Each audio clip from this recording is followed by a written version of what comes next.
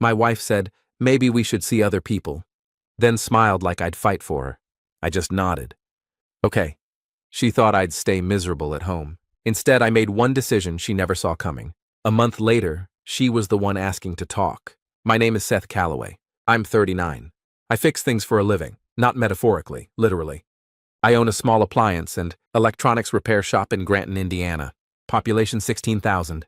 The kind of town where the barbershop still has the same chairs it had in 1987 and people bring me their grandmothers. Broken radio because they can't stand to throw it out. I'm good at what I do because I understand a simple truth that most people have forgotten in the age of replacing everything. Most broken things aren't actually broken. They're just neglected. A wire that came loose. A connection that corroded. Something that needed attention before it failed and didn't get it. I've been thinking about that a lot lately. My wife's name is Jenna. She's 37. Marketing coordinator for a regional events company. The kind of job that fills her calendar with launch parties and venue walkthroughs and networking events that run until 11 on weeknights. She's sharp and social and magnetic in rooms full of people, the kind of woman who remembers everyone's name after one introduction and makes each person feel like the most important person she's met all week. I fell in love with her at a mutual friend's birthday party 13 years ago because she spent 40 minutes talking to the host's elderly father who'd been sitting alone in the corner. Not performing kindness, just genuinely interested in an old man's stories. That was the woman I married. We'd been married 9 years when she said it. I want to be precise about the context because context is everything. The 18 months before that night had been hard in the way that doesn't make good stories. Not dramatic, not sudden, just the slow accumulation of small distances. Jenna's job had expanded. More events, more evenings out, more energy spent in rooms I wasn't in. I understood that. My shop demanded its own hours. Early mornings, occasional. Saturdays, the mental occupation of a man who genuinely loves his work but knows that love takes up space. We'd gotten busy. That's the honest word for it. Not broken, not incompatible, just busy in directions that had stopped overlapping enough. We stopped having dinner together most nights, stopped asking about each other's days with real curiosity, stopped being interested and started being adjacent. Two people sharing a house, a bed, a Netflix account, the comfortable logistics of a life built together without much of the actual together anymore. I noticed. I said things. Not enough things, not the right things, but I said them. We should go somewhere. Just us. Like we used to. Yeah, definitely. Once this quarter settles down. The quarter never settled down. What I didn't notice, or noticed and filed incorrectly, was that Jenna had started filling the maillot distance with other things. New friends from work. A social life that had its own momentum, its own inside jokes, its own version of her that I wasn't part of. Her colleague's name was Derek. I knew about Derek the way you know about weather. Generally aware, not particularly concerned. He came up in conversation occasionally. Derek said the funniest thing today. Derek got us the venue downtown for half price. Derek's organizing the team thing Friday. Derek was 34, recently divorced, apparently very good at his job and apparently very interested in making Jenna laugh. I know this now. I didn't know the full shape of it then. The night she said it was a Tuesday in October. We'd had dinner together, which had become rare enough to feel slightly formal. She'd cooked, which was rarer still. I remember thinking it felt like an occasion, though I didn't know for what. We were doing dishes, side by side at the sink, which was where most of our real conversations happened. Something about the shared task, the not having to look directly at each other, made honesty easier. Seth, she said. Yeah. I've been thinking about something and I want to say it before I lose the nerve. I handed her a plate to dry. Say it. She dried the plate, set it down, picked up another one. I think maybe we should see other people. The sentence arrived the way a structural crack arrives, quietly, then all at once. I finished washing the glass in my hand, set it in the rack, dried my hands on the dish towel. Then I turned and looked at my wife. She was watching me with an expression I'd never seen on her face before. Careful, expectant, slightly, and this is the part I keep coming back to, slightly excited. The way someone looks when they've done something bold and are waiting to see the effect. She was waiting for the fight. Waiting for me to say what? No, Jenna, what are you talking about? What does that mean? Who? Why? Please don't do this. She wanted the evidence that it mattered. That she mattered. That I would perform my fear of losing her on demand. And I understood that. I genuinely did. In a different version of this moment, I might have given it to her. Instead, something settled in me. Something quiet and very old and very tired of being smaller than it was. Okay, I said. One word. The excitement on her face flickered. Okay? Yeah. I folded the dish towel. Put it on the counter. If that's what you think we should do. I thought. You thought I'd argue. She didn't answer. Which was an answer. I'm going to go finish the Hadfield radio, I said. Customer needs it Thursday. And I went to my workshop. Before we go further, if this one is already getting under your skin, please subscribe, leave a comment and share this with someone who needs to hear it. It takes 10 seconds. It genuinely matters. Now, back to Seth Calloway and the one decision Jenna never saw coming. I worked on the radio until midnight. It was a 1952 Zenith console, walnut cabinet, original tubes, the kind of piece that was built when people believed the things they made should outlast them. The family had brought it in 6 months ago. Water damage from a burst pipe. Everyone assumed it was gone. I'd been working it back slowly. New capacitors, cleaned contacts, replaced 2 tubes that were beyond saving. The rest just needed patience and attention. Around 11 I got the first signal. Static, then a station drifting in and out, then, for about 30 seconds, clear. Clean. A late-night jazz program from a station 3 counties over, coming through a speaker that hadn't worked in 30 years. I sat back and listened to those 30 seconds. Then I went to bed. Jenna was awake. I could tell by her breathing. Neither of us said anything. The next morning, I called my older brother, Paul. Paul is 46, runs a landscaping company, has been married to his wife, Carol, for 19 years. In the uncomplicated way of 2 people who decided early and decided correctly. He's the least dramatic person I've ever known. When I need to think clearly, I call Paul. I told him what happened. He listened. What are you going to do? He asked. That's why I'm calling. Do you want her back? I thought about it honestly. Not the automatic yes of someone panicking. The actual considered answer. I want to know if there's something worth getting back, I said. I don't know yet if what we have is a marriage that lost its way or a marriage that ended already and we've just been doing the paperwork slowly. How do you find that out? I stop performing like I'm afraid to lose it, I said. And I find out if she chooses it when it's not. Guaranteed. Paul was quiet for a moment. That's a real answer. It's the only honest one I have. So what's the decision? You said one decision. I'd been thinking about it since midnight. Since the radio came back to life. Since that station drifted in from 3 counties away through a speaker everyone had written off. I'm going to start living like myself again, I said. The version of me that existed before I started, organizing my whole life around managing her comfort. What does that look like? I'm going to call Danny Reeves about the workshop space downtown. The one he's had, available for 2 years. I'm going to set up a proper restoration studio. Bigger jobs, museum, pieces, proper equipment, something I've been putting off because the timing was never right. The timing's right now. The timing's never right if you wait for it to be, I said. I've been waiting 9 years. Paul made a sound that wasn't quite a laugh, but was close to one. Call Danny, he said. I called Danny that afternoon. The space was on Merchant Street, a former print shop, back room with good light and a concrete floor and enough square footage to work on large pieces properly. Danny had been offering it at a rate that was almost embarrassingly fair because he wanted someone in there who'd use it well.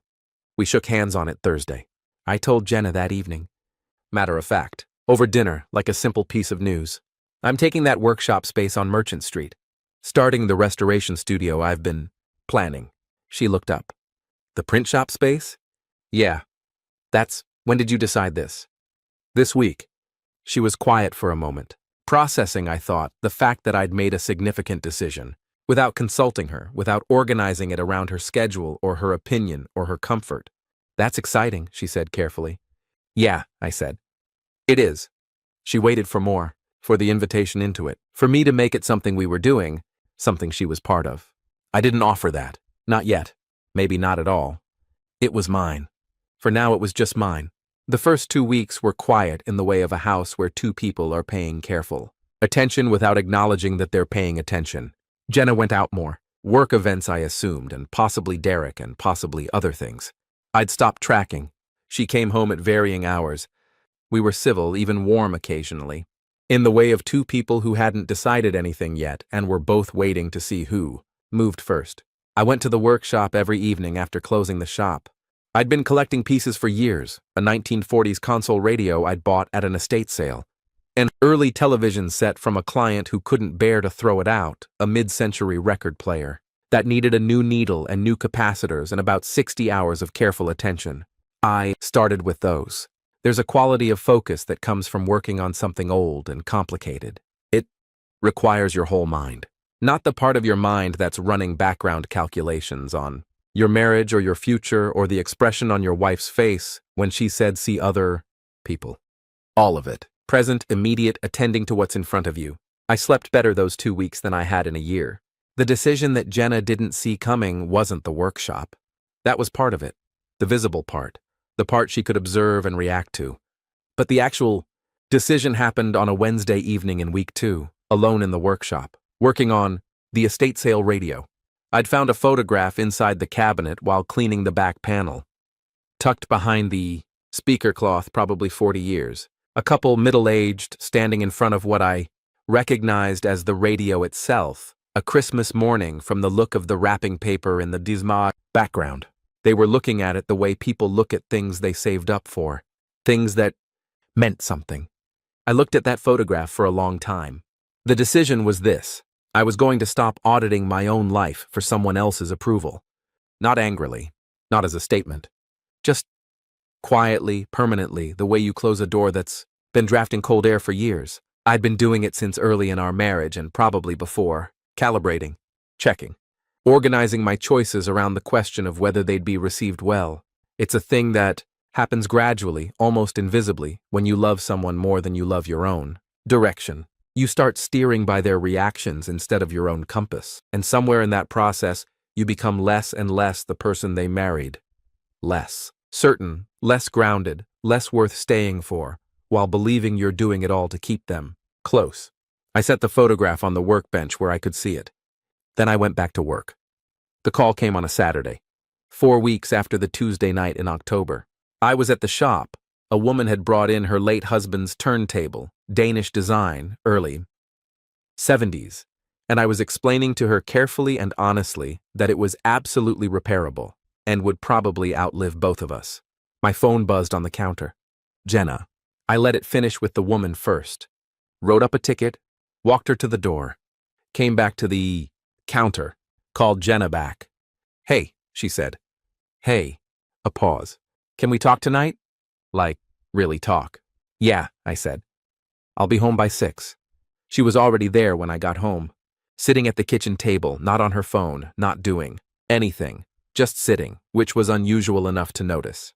I made coffee, sat down across from her. She looked at me in a way that was different from the October Tuesday way, less performed, more uncertain. I want to tell you something, she said, and I need you to just let me get through it before you say anything.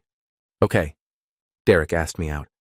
About 2 months ago, I told him we were having a hard time and he started being someone I talked to, more than I should have. Nothing physical, but more than was right.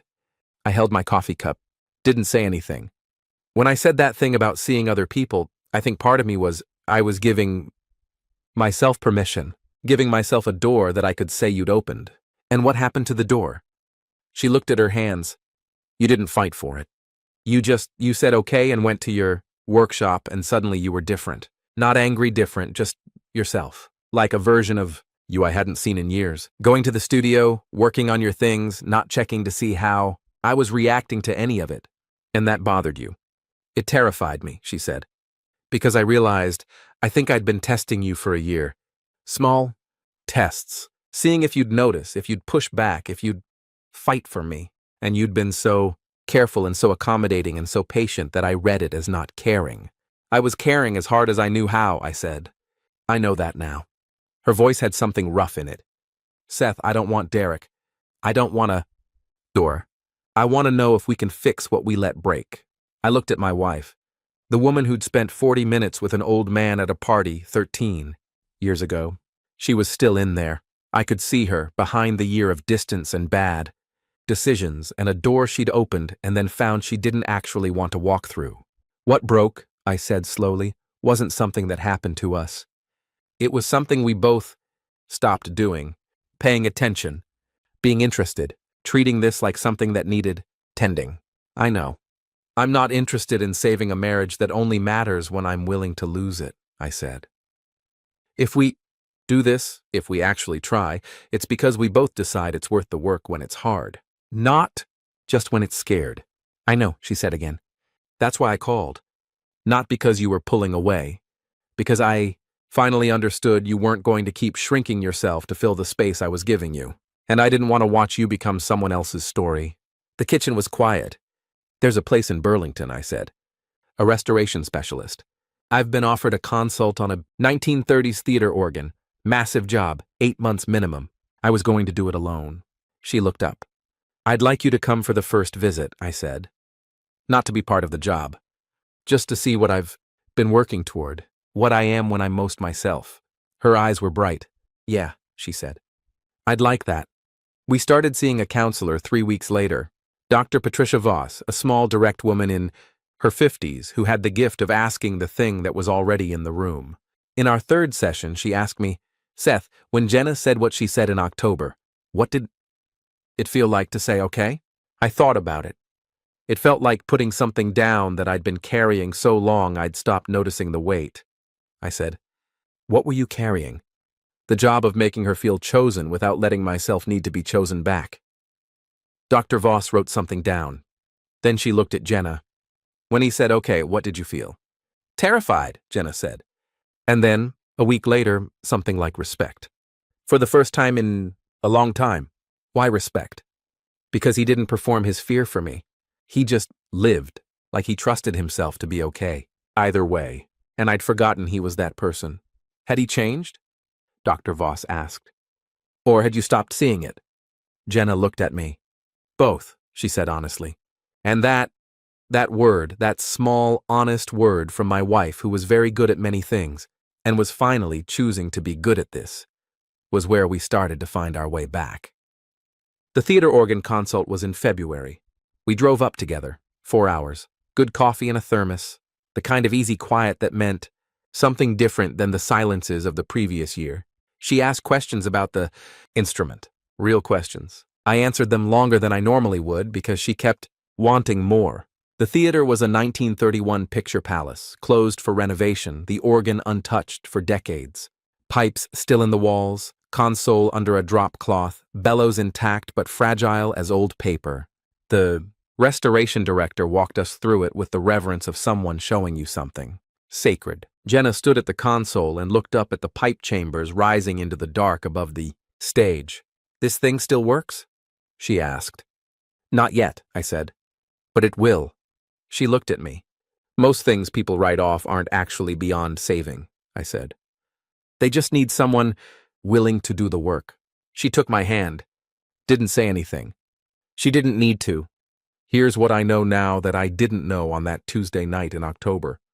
When someone tests you, when they hand you a grenade and wait for you to panic, they're not actually asking you to fight. They're asking you to show them who you are when the stakes are real. The wrong answer is panic. The wrong answer is performance. The wrong answer is shrinking, yourself smaller and more desperate to prove you're worth keeping. The right answer is the one I stumbled into that night at the kitchen sink.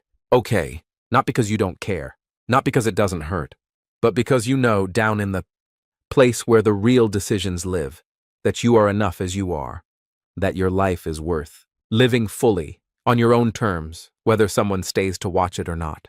That certainty, that quiet, unperformed certainty, is more attractive than any fight. It's more convincing than any argument. It's the thing that makes someone who was halfway out a door suddenly realize what's on the other side of it. Not you begging them to stay, just you, living, fully, without apology. Going to your workshop at midnight and bringing something broken back to life, because that's who you are, and that, it turns out, was always enough. Subscribe if this one meant something. New story every week. Drop in the comments, what was the moment Seth should have said okay sooner? I want to know what you think.